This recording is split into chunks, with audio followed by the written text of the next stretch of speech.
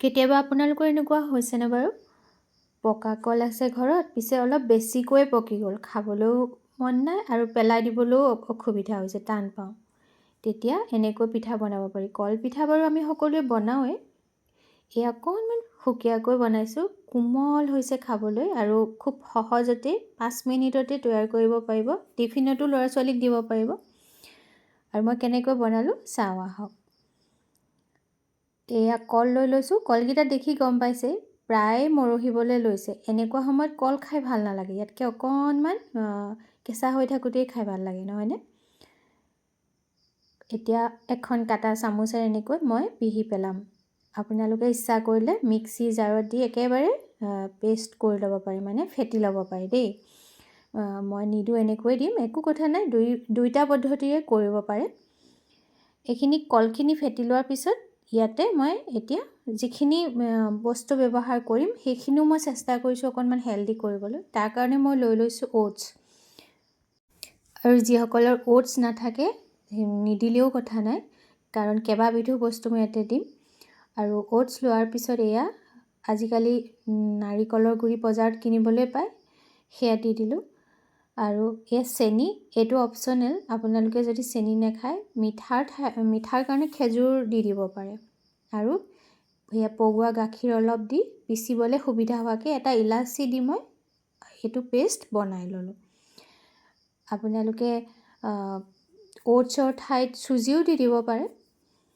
আৰু এতিয়া মিক্সি জাৰটো খুলি তাতে আকৌ এটা ডিম ভাঙি দিলোঁ। যদি বেছি হয় বেছি মানুহৰ কাৰণে যদি বনায় ডিম 2টা দি দিব।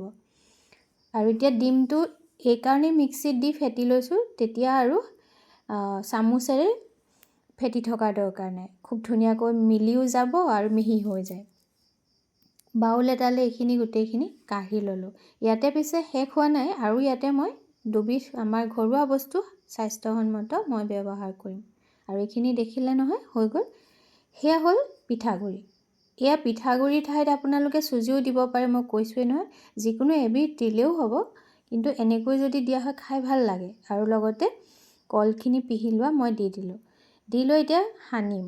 আৰু পিঠাগুড়ি দিছোঁ সেইকাৰণে অকণমান ডাঠ হৈ অহাৰ কাৰণে মই ইয়াতে গাখীৰ দিহে আচলতে ঘোলটো বনাইছোঁ, দেখিছেনে? পানী দিও বনাব পাৰে দেই, তেনেকুৱা কথা নাই যে কেৱল গাখীৰ দিহে বনাব পাৰিব। মই কৈছোঁৱে নহয় অকণমান হেল্ডি কৰিছোঁ, ল'ৰা ছোৱালী টিফিনত দিবলৈ হয়, ৰাতিপুৱা আমি ব্ৰেকফাষ্ট হিচাপেও ব্যৱহাৰ কৰিব পাৰোঁ। আৰু ইমান কোমল হয়, খাই কিবা এটা বিৰাট ভাল লাগে। আৰু সেই জোখটোতো দেখিলেই তাতকৈ অকণমান ডাঠ কৰিলে অকণমান বেছিয়ে সুবিধা হ'ব আপোনালোকৰ দেই। মোৰ অকণমান পানী নহয় গাখীৰ বেছিহে হ'ল।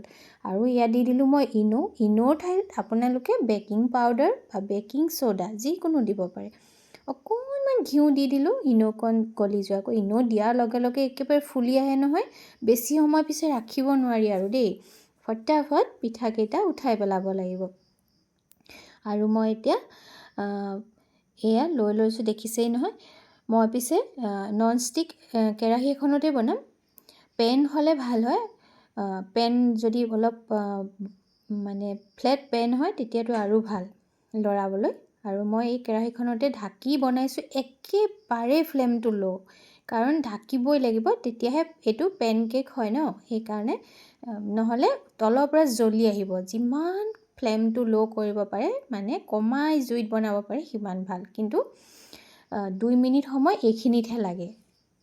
এতিয়া এয়া দুবাৰ এনেকৈ লুটিয়াৰ পিছত বহুত বেছি ভাজি থকাৰ দৰকাৰ নাই। এয়া দেখিছেনে হৈয়ে গৈছে মোৰ। মই অকণমান ঘিউতে বনালোঁ, আপোনালোকে তেলতো বনাব পাৰে।